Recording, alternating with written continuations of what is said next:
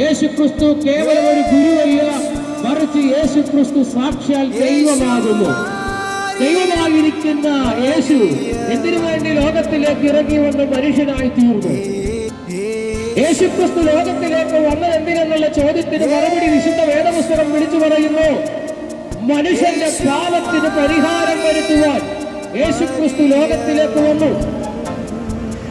ആ സന്ദേശം, ആ വരവ്, അത് സത്യവും എല്ലാവർക്കും വിശ്വാസയോഗ്യമാകുന്ന വചനമല്ലോ വിശുദ്ധ പൗലോസ്ലീഹ വിളിച്ചു പറയുകയാണ്.